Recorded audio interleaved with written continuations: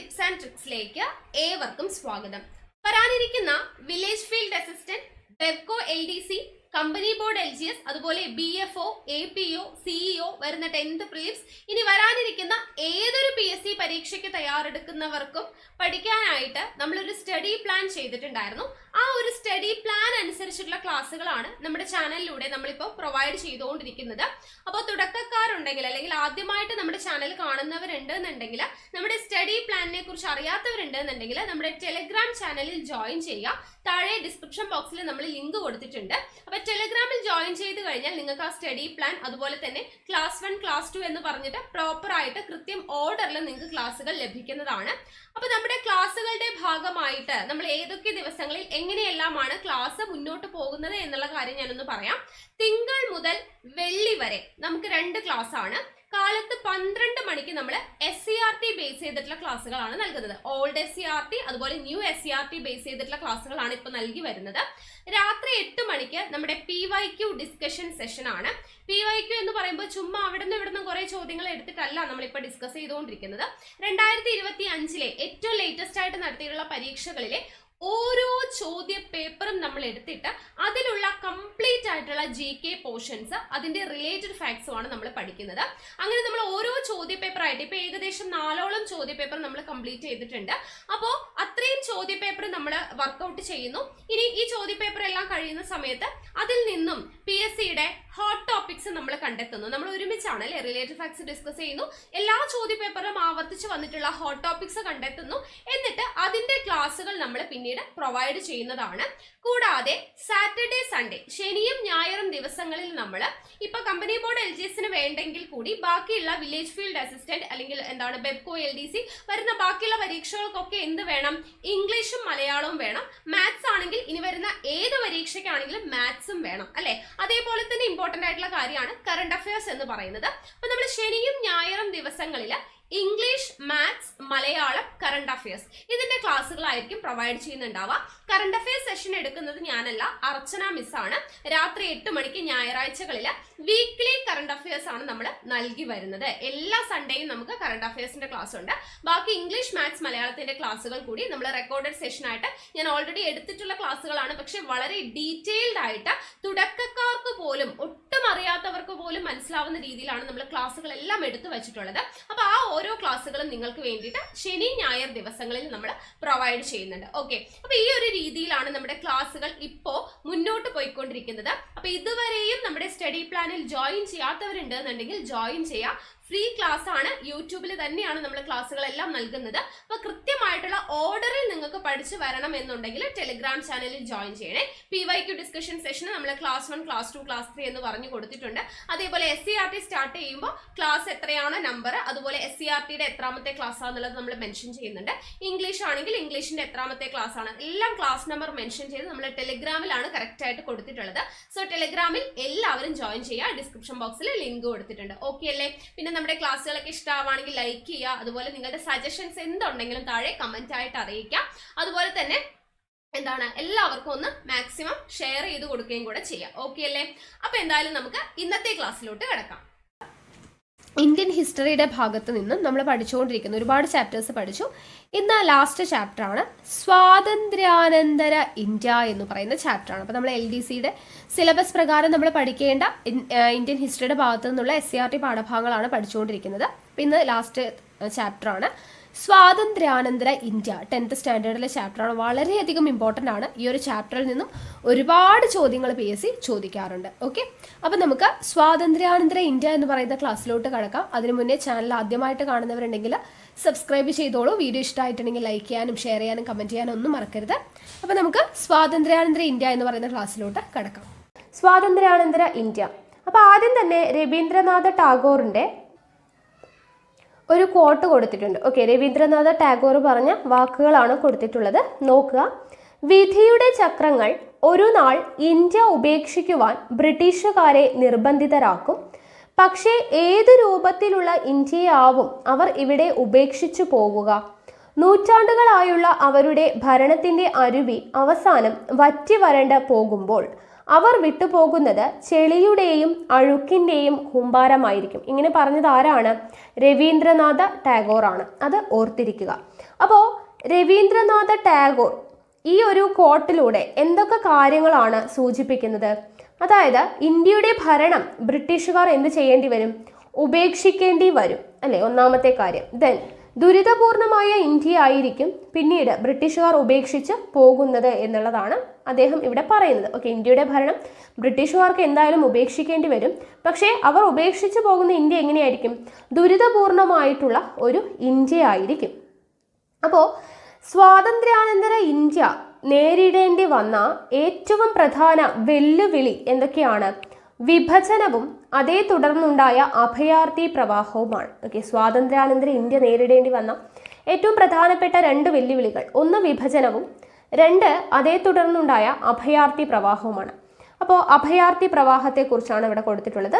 ഇവിടെ ഒരു ചിത്രം തന്നിട്ടുണ്ട് അല്ലേ, അതായത് കുടുംബാംഗങ്ങളോടൊപ്പം ഭാണ്ഡക്കെട്ടുകളൊക്കെ തലയിലേറ്റിയിട്ട് നടന്നു നീങ്ങുന്ന അഭയാർത്ഥികളാണ് ഈ ചിത്രത്തിൽ കൊടുത്തിട്ടുള്ളത്. അപ്പോൾ വിഭജന കാലത്തെ ഇന്ത്യയിലെ സാധാരണ കാഴ്ചയായിരുന്നു ഇത്.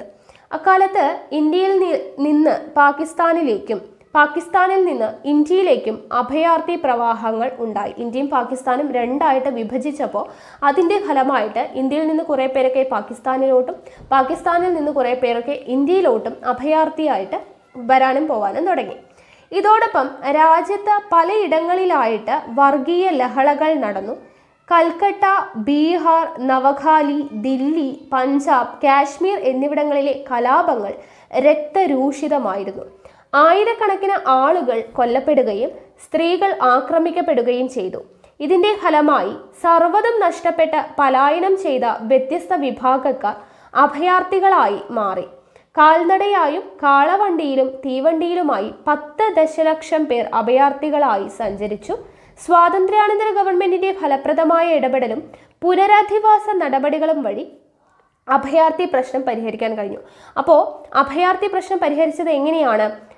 ഫലപ്രദമായിട്ടുള്ള ഇടപെടൽ, സ്വാതന്ത്ര്യാനന്തര ഗവൺമെന്റിന്റെ ഫലപ്രദമായ ഇടപെടലും പുനരധിവാസ നടപടികളും വഴിയാണ് അഭയാർത്ഥി പ്രവാഹത്തിന്റെ പ്രശ്നം പരിഹരിച്ചത്. ഓക്കെ, ഇവിടെ ഗാന്ധിജിയുടെ രക്തസാക്ഷിത്വം എന്ന് പറഞ്ഞു കൊടുത്തിട്ടുണ്ട്. നോക്കുക, നമ്മുടെ ജീവിതത്തിൽ നിന്ന് പ്രകാശം മറഞ്ഞു പോയിരിക്കുന്നു, എവിടെയും ഇരുട്ടാണ്.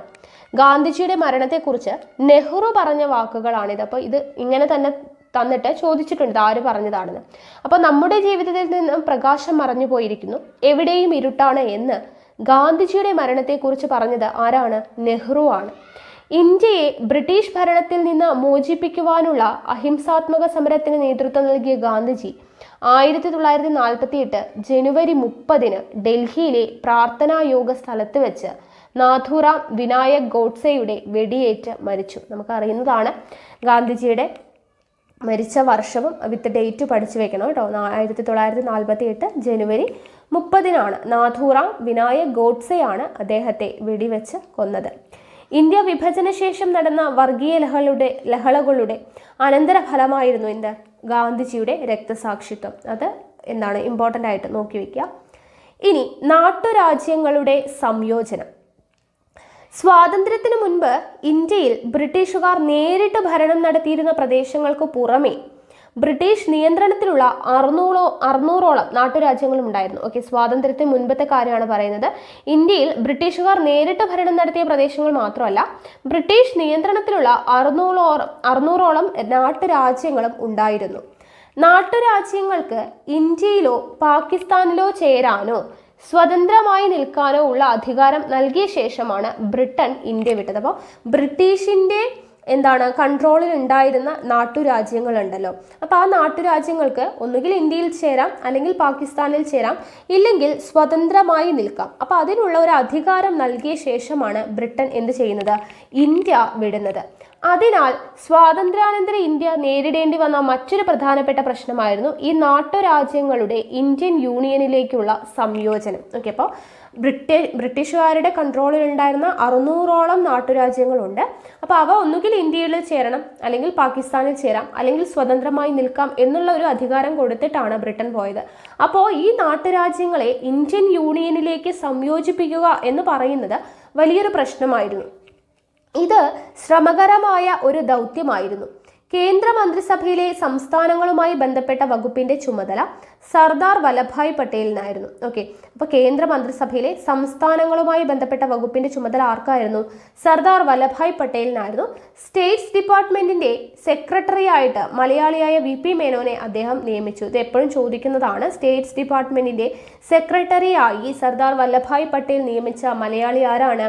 VP മേനോനാണ്. ഓക്കെ, നാട്ടുരാജ്യങ്ങളെ ഇന്ത്യൻ യൂണിയനിൽ ലയിപ്പിക്കുന്നതിന് പട്ടേലും VP മേനോനും ചേർന്ന് ഒരു ലയന കരാർ തയ്യാറാക്കി. ഓക്കെ, നാട്ടുരാജ്യങ്ങൾ ഇന്ത്യൻ യൂണിയനിൽ ലയിപ്പിക്കാൻ വേണ്ടിയിട്ട് എന്ത് ചെയ്തു? പട്ടേലും VP മേനോനും കൂടെ ചേർന്നിട്ടാണ് ലയന കരാർ തയ്യാറാക്കുന്നത്.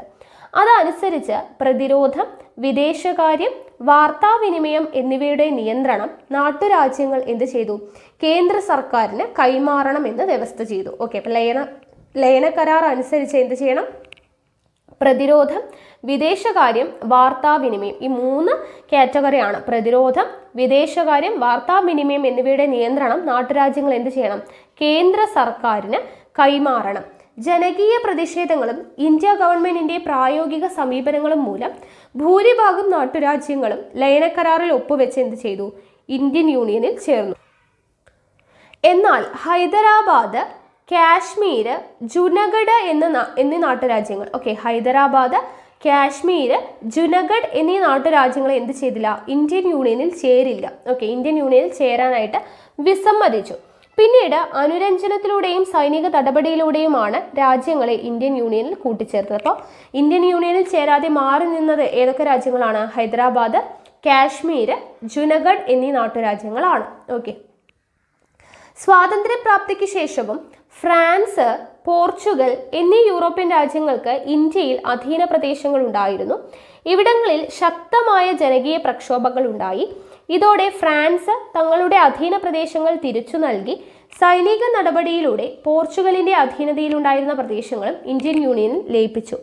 അപ്പോൾ ഇവിടെ നോക്കുക, വിഭജനം സിനിമയിൽ എന്ന് പറഞ്ഞിട്ട് ഒരു കോളം കൊടുത്തിട്ടുണ്ട്. ഇത് ഇമ്പോർട്ടൻ്റ് ആണ് കേട്ടോ. അതായത് വിഭജനകാലത്തെ സംഭവങ്ങളെ ആസ്പദമാക്കിയിട്ട് ധാരാളം സിനിമകൾ വന്നിട്ടുണ്ട്. അപ്പോൾ അതിലെ ഓരോ സിനിമയും അത് ആരുടേതാണ് എന്നുള്ളതും കൂടെ നോക്കുക. ഋത്വിക് ഘട്ടക്കിന്റെ മേഘേ ധാക്കധാര, ഓക്കെ, ഋത്വിക് ഘട്ടക്കിന്റെ മേഘേ ധാക്കധാര, MS സത്യുവിന്റെ ഗരം ഹവ, ഓക്കെ, മേഘേ ധാക്കധാര ആരുടേതാണ്? ഋത്വിക് ഘട്ടക്കിൻ്റെതാണ്. ഗരം ഹവ MS സത്യുവിൻ്റെതാണ്. ഗോവിന്ദ് നിഹലാനിയുടെ തമസ് ആരുടേതാണ്? ഗോവിന്ദ് നിഹലാനി.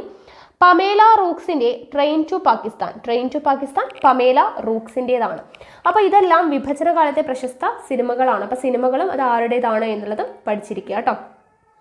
ഇനി VP മേനോന്റെ കാര്യം പറഞ്ഞു. നമ്മൾ സ്റ്റേറ്റ് ഡിപ്പാർട്ട്മെന്റിന്റെ സെക്രട്ടറി ആയിട്ട് സർദാർ പട്ടേൽ നിയോഗിച്ചത് ആരെയാണ്? മലയാളിയായിട്ടുള്ള VP മേനോനെയാണെന്ന് പറഞ്ഞു. അപ്പോൾ VP മേനോനെ കുറിച്ചാണ് ഇവിടെ കൊടുത്തിട്ടുള്ളത്. 1894, ഓക്കെ, വർഷം ഓർത്തിരിക്കുക, 1894 പാലക്കാട് ജില്ലയിലെ ഒറ്റപ്പാലത്ത് ജനിച്ചു. സ്കൂൾ ജീവിതത്തിനു ശേഷം വിവിധ മേഖലകളിൽ ജോലി നോക്കി. പിന്നീട് ഡൽഹി സെക്രട്ടേറിയറ്റിൽ ഒരു ക്ലാർക്കായി ജോലി നേടി. ഇംഗ്ലീഷ് ഭാഷയിൽ പ്രാവീണ്യമുണ്ടായിരുന്നതിനാൽ അദ്ദേഹത്തെ ഗവൺമെന്റ് നിരവധി ചുമതലകൾ ഏൽപ്പിച്ചു.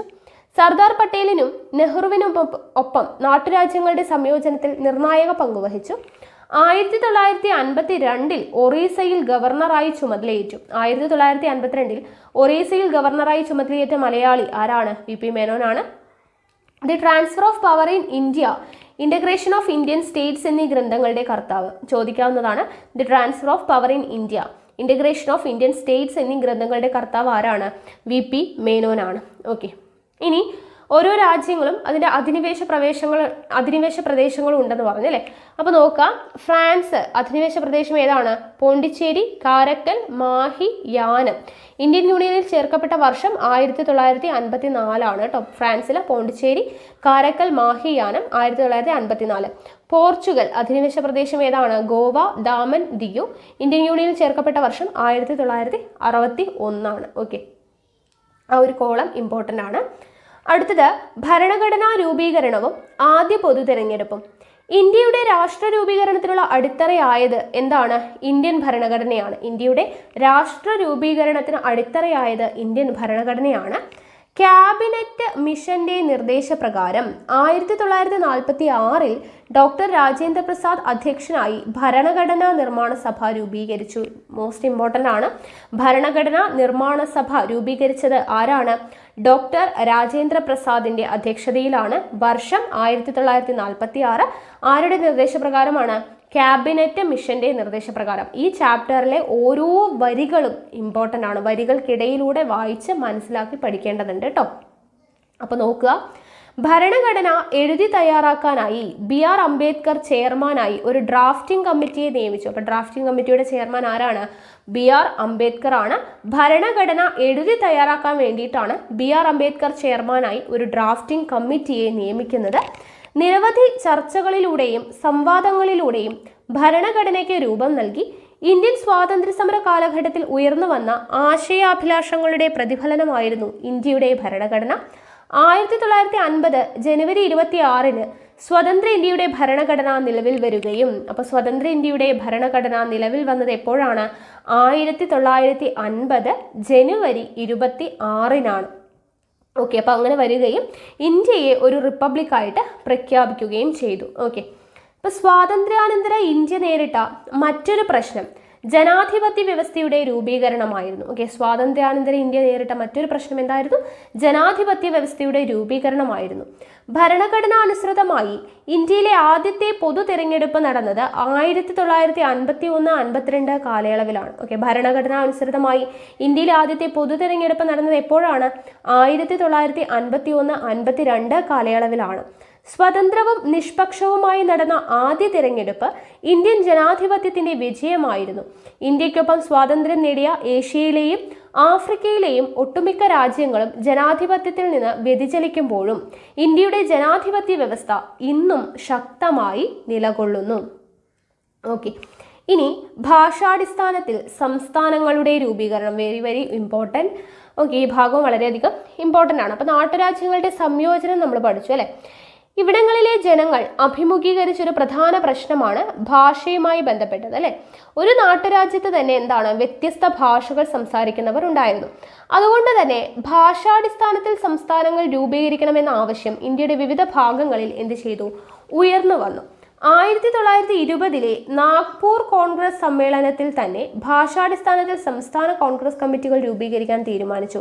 1920 നാഗ്പൂർ കോൺഗ്രസ് സമ്മേളനത്തിൽ വെച്ചിട്ടാണ് ഭാഷാടിസ്ഥാനത്തിൽ എന്ത് ചെയ്യുന്നത്? സംസ്ഥാന കോൺഗ്രസ് കമ്മിറ്റികൾ രൂപീകരിക്കാൻ തീരുമാനിക്കുന്നത്.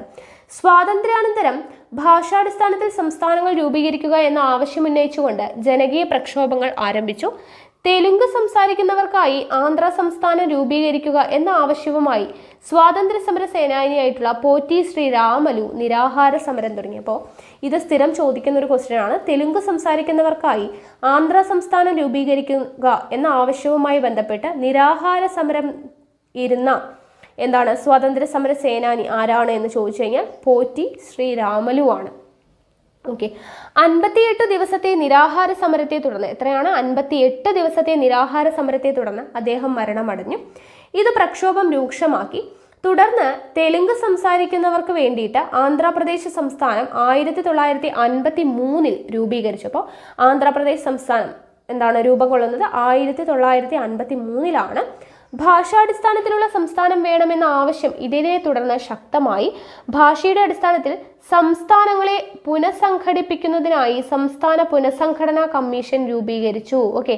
അപ്പോൾ ഭാഷയുടെ അടിസ്ഥാനത്തിൽ സംസ്ഥാനങ്ങളെ പുനഃസംഘടിപ്പിക്കുന്നതിനായിട്ട് സംസ്ഥാന പുനഃസംഘടനാ കമ്മീഷൻ രൂപീകരിച്ചു. ഇതിന്റെ കമ്മീഷന്റെ അധ്യക്ഷൻ എപ്പോഴും ചോദിക്കുന്ന ക്വസ്റ്റ്യൻ ആണ്. സംസ്ഥാന പുനഃസംഘടനാ കമ്മീഷന്റെ അധ്യക്ഷൻ ആരാണ്? ഫസൽ അലിയാണ്. ഓക്കെ. സംസ്ഥാന പുനഃസംഘടനാ കമ്മീഷന്റെ അധ്യക്ഷൻ ഫസൽ അലിയാണ്. HN കുൻസ്രു, അതുപോലെ തന്നെ മലയാളിയായിട്ടുള്ള KM പണിക്കർ എന്നിവരായിരുന്നു ഇതിലെ മറ്റംഗങ്ങൾ. ഇതും ചോദിക്കാറുണ്ട്. സംസ്ഥാന പുനഃസംഘടനാ കമ്മീഷനിലെ 3 അംഗങ്ങൾ ആരൊക്കെയാണ്? ഫസൽ അലി, HN കുൻസ്രു, മലയാളിയായിട്ടുള്ള KM പണിക്കർ എന്നിവരായിരുന്നു. അധ്യക്ഷൻ ആരാണ് എന്ന് ചോദിച്ചു കഴിഞ്ഞാൽ ഫസൽ അലിയാണ്. ഓക്കെ. ഈ കമ്മീഷന്റെ റിപ്പോർട്ടിന്റെ അടിസ്ഥാനത്തിൽ 1956 ഇന്ത്യൻ സംസ്ഥാന പുനഃസംഘടനാ നിയമം പാർലമെന്റ് പാസ്സാക്കിയപ്പോൾ ഇന്ത്യൻ സംസ്ഥാന പുനഃസംഘടനാ നിയമം പാർലമെന്റ് പാസ്സാക്കിയത് എപ്പോഴാണ്?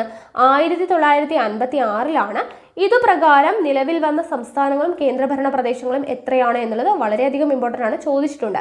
ഇന്ത്യൻ സംസ്ഥാന പുനഃസംഘടനാ നിയമപ്രകാരം നിലവിൽ വന്നത് 14 സംസ്ഥാനങ്ങളും 6 കേന്ദ്രഭരണ പ്രദേശങ്ങളുമാണ്. 14 സംസ്ഥാനങ്ങളും 6 കേന്ദ്രഭരണ പ്രദേശങ്ങളുമാണ് നിലവിൽ വന്നത്.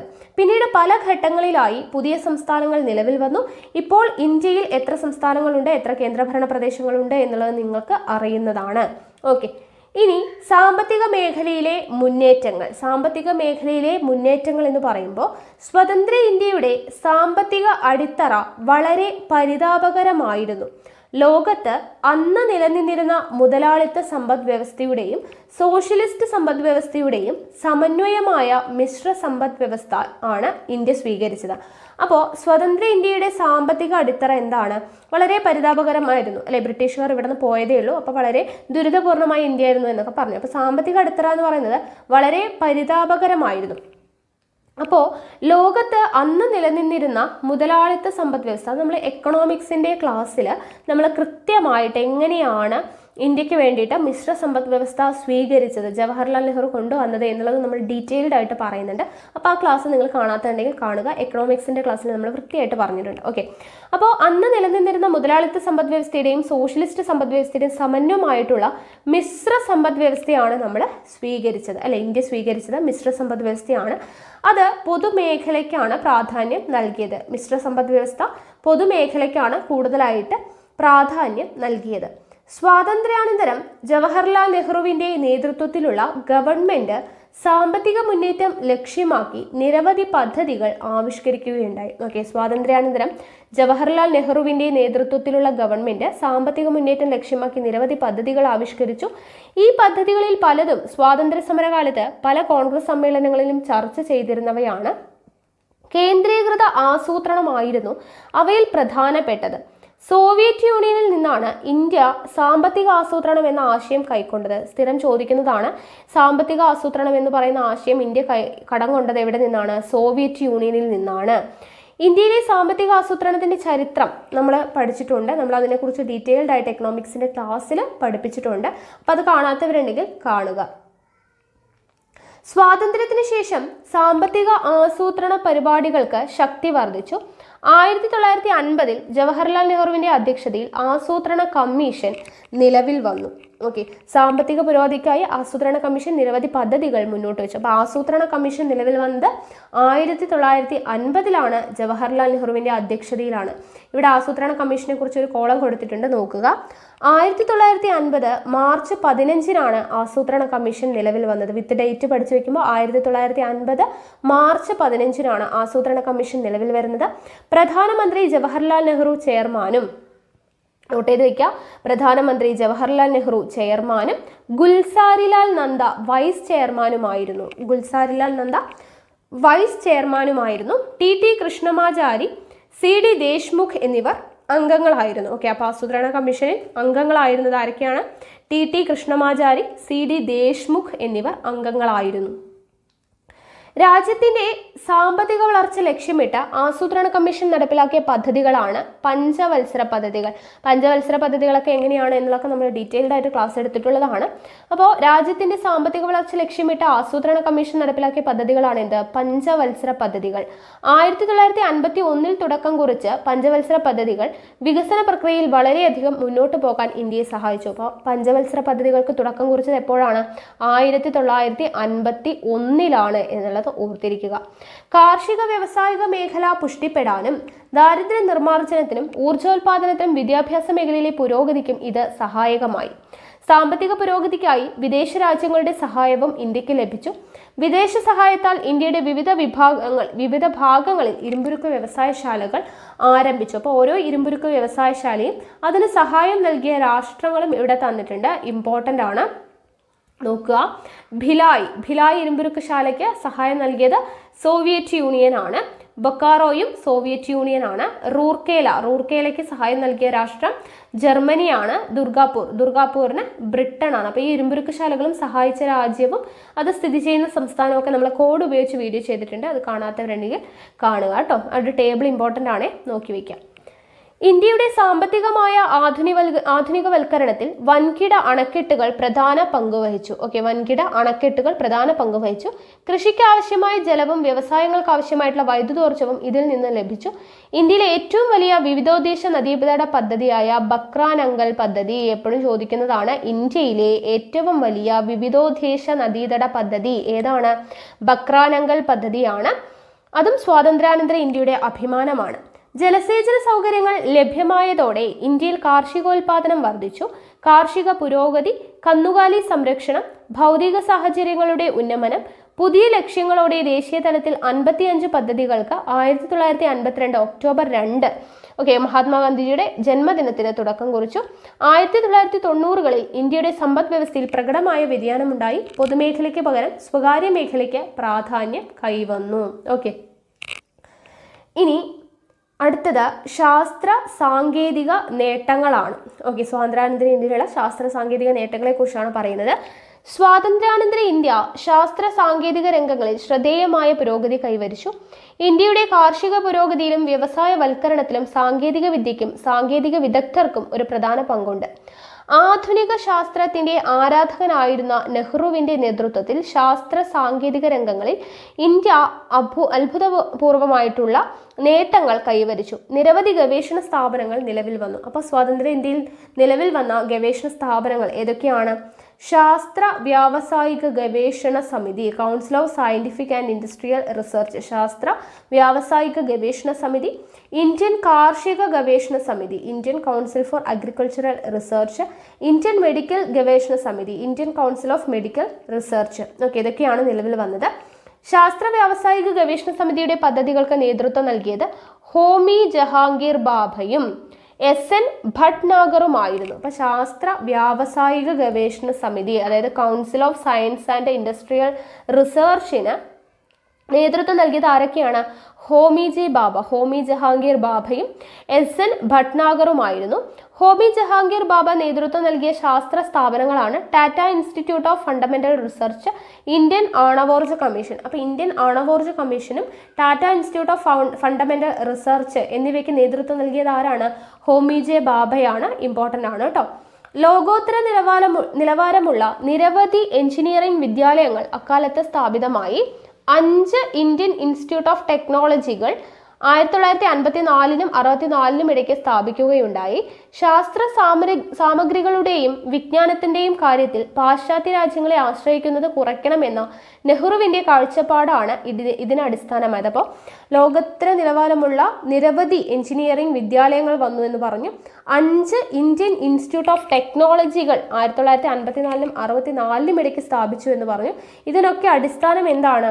ശാസ്ത്ര സാമഗ്രികളുടെയും വിജ്ഞാനത്തിന്റെയും കാര്യത്തിൽ പാശ്ചാത്യ രാജ്യങ്ങളെ ആശ്രയിക്കുന്നത് കുറയ്ക്കണം എന്ന് പറയുന്ന നെഹ്റുവിന്റെ കാഴ്ചപ്പാടാണ് ഇതിനടിസ്ഥാനമായത്. തുടർന്ന് മെഡിക്കൽ വിദ്യാഭ്യാസം, ബയോമെഡിക്കൽ എഞ്ചിനീയറിംഗ്, ജനിതക ശാസ്ത്രം, ജൈവ സാങ്കേതിക വിദ്യ, ആരോഗ്യം, ഗതാഗതം, സമുദ്ര ഗവേഷണം, വിവരസാങ്കേതിക വിദ്യ, ആണവോർജം എന്നീ മേഖലകളിൽ ഇന്ത്യ വൻ നേട്ടം കൈവരിച്ചു.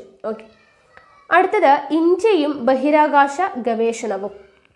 സ്വാതന്ത്ര്യാനന്തരം ബഹിരാകാശ ഗവേഷണ രംഗത്ത് ഇന്ത്യ നിരവധി പര്യവേക്ഷണങ്ങൾ നടത്തി.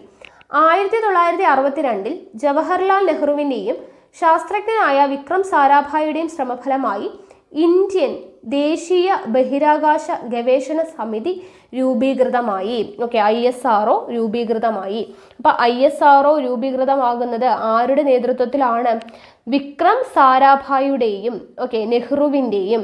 അപ്പൊ ജവഹർലാൽ നെഹ്റുവിൻ്റെയും വിക്രം സാരാഭായിയുടെയും നേതൃത്വത്തിലാണ്, അല്ലെങ്കിൽ അവരുടെ ശ്രമഫലമായിട്ടാണ് ഇന്ത്യൻ ദേശീയ ബഹിരാകാശ ഗവേഷണ സമിതി ISRO രൂപീകൃതമാകുന്നത്. 1969 ഇന്ത്യൻ ബഹിരാകാശ ഗവേഷണ സംഘടനയുടെ രൂപീകരണത്തോടെ 1969 ഇന്ത്യൻ ബഹിരാകാശ ഗവേഷണ സംഘടന അല്ലെങ്കിൽ ISRO രൂപീകൃതമാകുന്നത്. അപ്പോൾ ഇതോടുകൂടി ഇന്ത്യൻ ബഹിരാകാശ ഗവേഷണത്തിന്റെ നേതൃത്വം എന്താണ്? ഇതിന്റെ കീഴിലായി. ഇപ്പൊ ഇന്ത്യൻ ബഹിരാകാശ ഗവേഷണത്തിന്റെ നേതൃത്വം ISROയുടെ കീഴിലാണ്. ISRO വരുന്നത് എപ്പോഴാണ്? 1969 തിരുവനന്തപുരത്തിനടുത്തുള്ള തുമ്പയിലാണ് ഇന്ത്യയിലെ ആദ്യത്തെ റോക്കറ്റ് വിക്ഷേപണ കേന്ദ്രം ആരംഭിച്ചത്. ഇതും സ്ഥിരം ചോദിക്കുന്നതാണ്.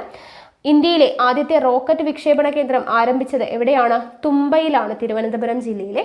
ഇന്ത്യൻ ബഹിരാകാശ ഗവേഷകരുടെ കൂട്ടായ പരിശ്രമ ഫലമായി 1975 ആര്യഭട്ട എന്ന ഉപഗ്രഹം വിജയകരമായി വിക്ഷേപിച്ചപ്പോൾ ആദ്യമായിട്ട് എന്താണ് ഇന്ത്യൻ ബഹിരാകാശ ഗവേഷകരുടെ കൂട്ടായിട്ട് ആര്യഭട്ട എന്ന് പറയുന്ന ഉപഗ്രഹം വിജയകരമായി വിക്ഷേപിച്ചു. ഉപഗ്രഹങ്ങൾക്ക് പുറമെ ബഹിരാകാശ വിക്ഷേപണ വാഹനങ്ങളും ഇന്ത്യ വികസിപ്പിച്ചെടുത്തു. ഉപഗ്രഹങ്ങൾ നിർമ്മിക്കാനും വിക്ഷേപിക്കുവാനുമുള്ള കഴിവുള്ള ഏക വികസ്വര രാഷ്ട്രം എന്ന ബഹുമതി നേടിയെടുക്കാൻ ഇന്ത്യക്ക് കഴിഞ്ഞു. അപ്പൊ എന്താണ്? ഉപഗ്രഹങ്ങൾ നിർമ്മിക്കുവാനും വിക്ഷേപിക്കുവാനും കഴിവുള്ള ഏക വികസ്വര രാഷ്ട്രം എന്ന ബഹുമതി നേടിയെടുക്കാൻ ഇന്ത്യക്ക് കഴിഞ്ഞു. നെഹ്റുവിന്റെ ദീർഘദൃഷ്ടി മൂലമാണ് ഉപഗ്രഹങ്ങൾ വികസിപ്പിച്ചെടുക്കുന്നതിൽ ഏതാനും ഏജൻസികൾ ഇന്ന് നമുക്കുണ്ട്. അവ ഏതൊക്കെയാണ്? അപ്പോൾ ഉപഗ്രഹങ്ങൾ വികസിപ്പിച്ചെടുക്കുന്നതിന് വേണ്ടിയിട്ടുള്ള ഏജൻസികളാണ് പറയുന്നത്. ഒന്ന്, national remote sensing agency. Okay. 2, physical research laboratory. National remote sensing agency, physical research laboratory. Missile സാങ്കേതിക വിദ്യയിലും ഇന്ത്യ പുരോഗതി കൈവരിച്ചു. ഇന്ത്യ വികസിപ്പിച്ച മിസൈലുകൾ ഏതൊക്കെയാണ്? അഗ്നി, പൃഥ്വി തുടങ്ങിയവയാണ്. Doctor Raja Ramanna, doctor APJ Abdul Kalam എന്നിവർ ആണവരംഗത്തെ പരീക്ഷണങ്ങൾക്ക് നേതൃത്വം നൽകി. അപ്പോൾ ഇവിടെ വിക്രം സാരാഭായിനെ കുറിച്ചും ഡോക്ടർ APJ അബ്ദുൽ കലാമിനെ കുറിച്ചും കൊടുത്തിട്ടുണ്ട്, നോക്കാം. വിക്രം സാരാഭായ് ആണവശാസ്ത്ര മേഖലയിലും ബഹിരാകാശ മേഖലയിലും ഒരുപോലെ സംഭാവനകൾ നൽകിയ ശാസ്ത്രജ്ഞനാണ് വിക്രം സാരാഭായ്. കേംബ്രിഡ്ജിൽ നിന്ന് ഉന്നത വിദ്യാഭ്യാസം നേടി ഇന്ത്യയിലെത്തിയ അദ്ദേഹം അഹമ്മദാബാദിലെ ഫിസിക്കൽ റിസർച്ച് ലബോറട്ടറിയിൽ ഫിസിക്സ് പ്രൊഫസറും ഡയറക്ടറുമായി. തുമ്പ ബഹിരാകാശ ഗവേഷണ കേന്ദ്രം, അഹമ്മദാബാദിലെ ഉപഗ്രഹ വാർത്താവിനിമയ കേന്ദ്രം തുടങ്ങിയവയുടെ ശില്പി ആരാണ്? വിക്രം സാരാഭായ് ആണ്. ഓക്കെ. തുമ്പ ബഹിരാകാശ ഗവേഷണ കേന്ദ്രത്തിന്റെയും അഹമ്മദാബാദിലെ ഉപഗ്രഹ വാർത്താവിനിമയ കേന്ദ്രത്തിന്റെയും ശില്പിയാണ് വിക്രം സാരാഭായ്. അദ്ദേഹത്തിന്റെ ഓർമ്മയ്ക്കായിട്ടാണ് തുമ്പയിലെ ബഹിരാകാശ കേന്ദ്രത്തിന് എന്ത് പേര് നൽകുന്നത്? വിക്രം സാരാഭായ് സ്പേസ് സെന്റർ എന്ന് പേര് നൽകുന്നത്. ഓക്കെ. അപ്പൊ അത്രയും കാര്യങ്ങൾ വിക്രം സാരാഭായെ കുറിച്ച് നോട്ട് ചെയ്ത് വെക്കാം.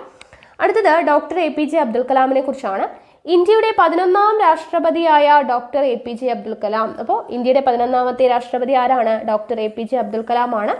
അദ്ദേഹം ഒരു ശാസ്ത്രജ്ഞനും ഗവേഷകനുമായിരുന്നു. മിസൈൽ സാങ്കേതിക വിദ്യ പരിപോഷിപ്പിക്കുന്നതിൽ വിദഗ്ധനായിരുന്നു അദ്ദേഹം. ISROയുടെ ചുമതല വഹിച്ച അദ്ദേഹം, അപ്പോൾ ISROയുടെ ചുമതല ആർക്കായിരുന്നു? APJ അബ്ദുൽ കലാമിനായിരുന്നു. അദ്ദേഹം ബഹിരാകാശ ഉപഗ്രഹ വിക്ഷേപണ വാഹിനികൾ വികസിപ്പിച്ചു. അദ്ദേഹത്തെ എന്താണ് വിളിച്ചിരുന്നത്? മിസൈൽ മാൻ ഓഫ് ഇന്ത്യ എന്നാണ് വിശേഷിപ്പിച്ചിരുന്നത്. അപ്പോൾ മിസൈൽ മാൻ ഓഫ് ഇന്ത്യ എന്നറിയപ്പെടുന്നത് ആരാണ്? ഡോക്ടർ APJ അബ്ദുൽ കലാം ആണ്. അപ്പോൾ അവര് ആണവരംഗത്തെ പരീക്ഷണങ്ങൾക്ക് നേതൃത്വം നൽകി. ചന്ദ്രയാൻ, മംഗൾയാൻ ദൗത്യങ്ങളോടെ ഇന്ത്യൻ ബഹിരാകാശ പര്യവേക്ഷണങ്ങൾ പുതുയുഗത്തിലേക്ക് പ്രവേശിച്ചു. ഇന്ത്യയുടെ ആദ്യത്തെ ചന്ദ്ര പരീക്ഷണ ദൗത്യമായ ഇന്ത്യയുടെ ആദ്യത്തെ ചന്ദ്ര പരീക്ഷണ ദൗത്യം ഏതാണ്? ചന്ദ്രയാനാണ്. ഓക്കെ. അപ്പൊ ഇന്ത്യയുടെ ആദ്യത്തെ ചന്ദ്ര പരീക്ഷണ ദൗത്യമായിട്ടുള്ള ചന്ദ്രയാൻ 2008 ഒക്ടോബറിൽ തുടക്കം കുറിച്ചു. അപ്പൊ ചന്ദ്രയാൻ വിക്ഷേപിച്ചത് 2008 ഒക്ടോബറിലാണ്. ഇന്ത്യയുടെ ആദ്യത്തെ ചന്ദ്ര പരീക്ഷണ ദൗത്യമാണ് Chandrayaan. America, Russia, European space agency, China, Japan എന്നിവയ്ക്ക് ശേഷം ചന്ദ്രന്റെ ഭ്രമണപഥത്തിൽ സ്വന്തം പേടകം എത്തിക്കുന്ന രാജ്യമായി ഇന്ത്യ മാറി. ഇന്ത്യൻ ബഹിരാകാശ വകുപ്പിന്റെ ചൊവ്വ ദൗത്യത്തിന്റെ പേരാണ് മംഗൾയാൻ. അപ്പൊ ഇന്ത്യൻ ബഹിരാകാശ വകുപ്പിന്റെ ചൊവ്വ ദൗത്യത്തിന്റെ പേരെന്താണ്? മംഗൾയാൻ ആണ്. ഇന്ത്യയുടെ ആദ്യത്തെ ചന്ദ്ര പരീക്ഷണ ദൗത്യം ഏതാണ്? ചന്ദ്രയാനാണ്. ഭൂമിയിൽ നിന്ന് ഏറ്റവും അകലെയെത്തിയ ഇന്ത്യൻ നിർമ്മിത പേടകം എന്നുള്ള ഇത് ആർക്കുള്ളതാണ്? മംഗൾയാനാണ്. ഓക്കെ. ഭൂമിയിൽ നിന്ന് ഏറ്റവും അകലെയെത്തിയ ഇന്ത്യൻ നിർമ്മിത പേടകമാണ് മംഗൾയാൻ. ഇതിന്റെ ചുവട് പിടിച്ചുകൊണ്ട് ബഹിരാകാശ ഗവേഷണ രംഗത്ത് പുതിയ പരീക്ഷണങ്ങൾക്ക് ഒരുങ്ങുകയാണ് ഇന്ത്യ. ഓക്കെ. അടുത്തത് വിദ്യാഭ്യാസമാണ് പറയുന്നത്.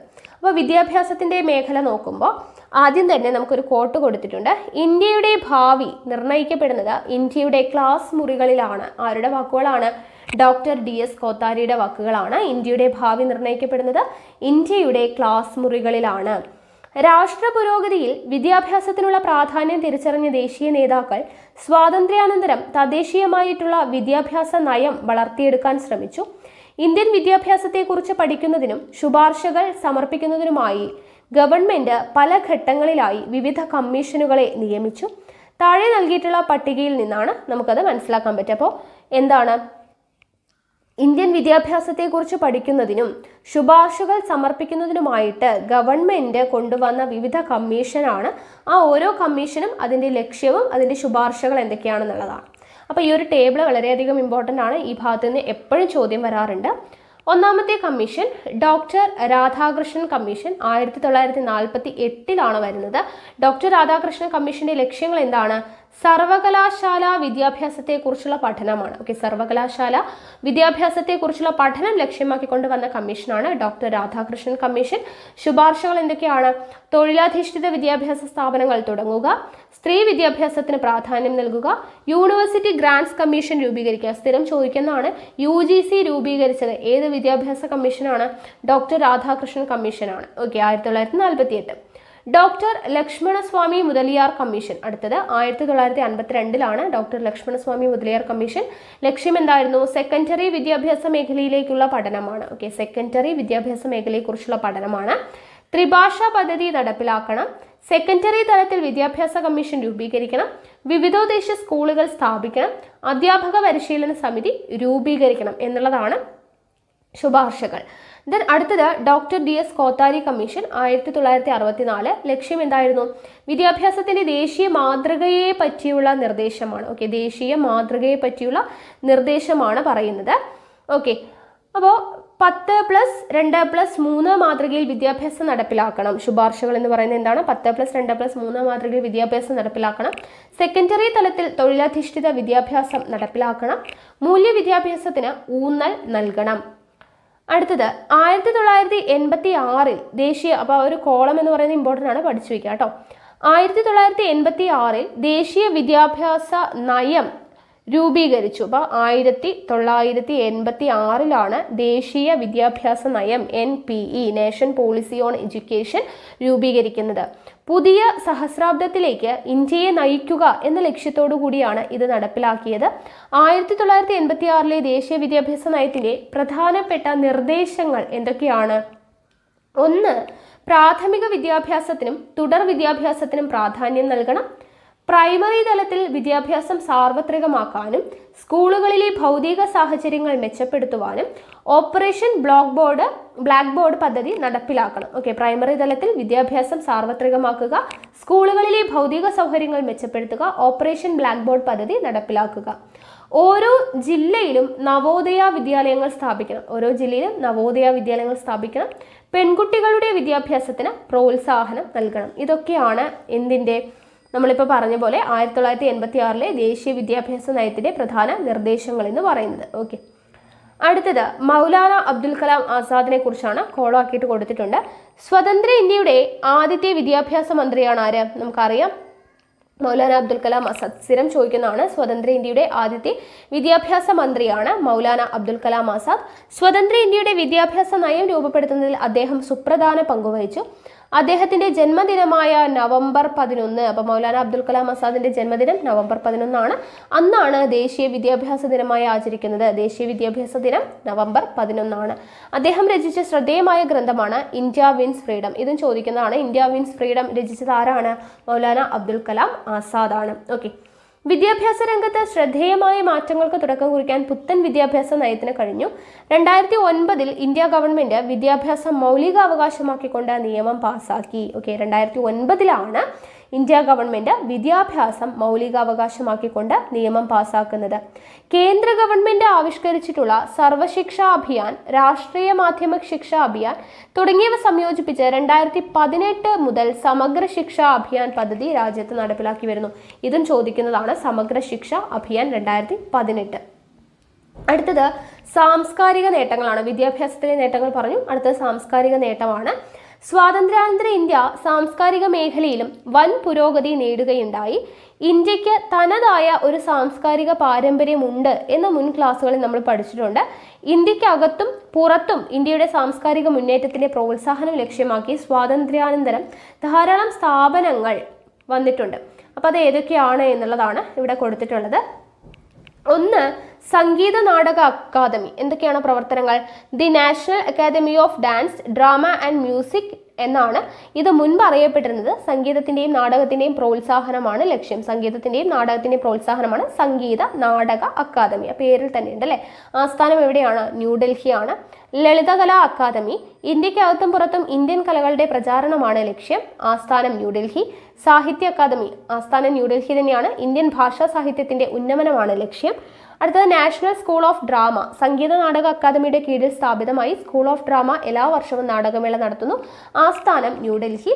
National book trust of India കുറഞ്ഞ ചെലവിൽ പുസ്തകങ്ങൾ പ്രസിദ്ധീകരിക്കുക, വായന വളർത്തുക, ഇന്ത്യൻ പുസ്തകങ്ങൾ സ്വദേശത്തും വിദേശത്തും പ്രോത്സാഹിപ്പിക്കുക എന്നുള്ളതാണ് ലക്ഷ്യം. ന്യൂഡൽഹിയാണ് ആസ്ഥാനം എന്ന് പറയുന്നത്. അത് കഴിഞ്ഞ് അവിടെ ഒരു കോളം കൊടുത്തിട്ടുണ്ട്, സാംസ്കാരിക വിനിമയം അധ്യാപകർക്കായി. വിദ്യാഭ്യാസത്തെ സാംസ്കാരവുമായിട്ട് ബന്ധിപ്പിക്കുക എന്ന ലക്ഷ്യത്തോടു കൂടി കേന്ദ്ര സാംസ്കാരിക വകുപ്പ് 1979 രൂപീകരിച്ച സ്ഥാപനമാണ് centre for cultural resource and training. ന്യൂഡൽഹിയാണ് ആസ്ഥാനം. ഓക്കെ, അപ്പോൾ വിദ്യാഭ്യാസത്തെ സംസ്കാരവുമായി ബന്ധിപ്പിക്കുക എന്ന് പറയുന്ന ഒരു ലക്ഷ്യത്തോടു കൂടി കേന്ദ്ര സാംസ്കാരിക വകുപ്പ് ആരംഭിച്ച 1979 രൂപീകരിച്ച സ്ഥാപനമാണ് centre for cultural resource and training. ന്യൂഡൽഹിയാണ് ആസ്ഥാനം. അധ്യാപകർക്കും കുട്ടികൾക്കുമായി സാംസ്കാരിക വിനിമയത്തിനുള്ള വിവിധ പരിപാടികൾ സംഘടിപ്പിക്കുക എന്നുള്ളതാണ് ഇതിൻ്റെ ലക്ഷ്യമെന്ന് പറയുന്നത്. ഓക്കെ, അപ്പോൾ സാംസ്കാരികം പറഞ്ഞു. ഇനി അടുത്തത് വിദേശ നയം. ലോകത്തെ എല്ലാ ജനവിഭാഗത്തിൻ്റെയും സൗഖ്യവും സ്വാതന്ത്ര്യവും ഉറപ്പുവരുത്തുന്ന വലിയ ദൗത്യം ഏറ്റെടുത്തുകൊണ്ട് എല്ലാവരുമായും സൗഹൃദപരമായ സഹകരണമാണ് നമ്മുടെ ലക്ഷ്യം. ആരുമായും പ്രശ്നങ്ങൾ സൃഷ്ടിക്കുന്നതിന് ഞങ്ങൾ തയ്യാറില്ലെന്നാണ് ലോകരാജ്യങ്ങളോട് ഉണർത്താനുള്ളത്. ആരുടെ വാക്കുകളാണ്? ജവഹർലാൽ നെഹ്റുവിൻ്റെ പ്രസംഗത്തിൽ നിന്ന് എടുത്തതാണ് കേട്ടോ. ലോകത്തെ എല്ലാ ജനവിഭാഗത്തിൻ്റെയും സൗഖ്യവും സ്വാതന്ത്ര്യവും ഉറപ്പുവരുത്തുന്ന വലിയ ദൗത്യം ഏറ്റെടുത്തുകൊണ്ട് എല്ലാവരുമായും സൗഹൃദപരമായ സഹകരണമാണ് നമ്മുടെ ലക്ഷ്യം. ആരുമായും പ്രശ്നങ്ങൾ സൃഷ്ടിക്കുന്നതിന് ഞങ്ങൾ തയ്യാറല്ലെന്നാണ് ലോകരാജ്യങ്ങളോട് ഉണർത്താനുള്ളത്. വിദേശ രാജ്യങ്ങളോടുള്ള ഇന്ത്യയുടെ സമീപനം വ്യക്തമാക്കുന്നതാണ് നെഹ്റുവിൻ്റെ ഈ വാക്കുകൾ.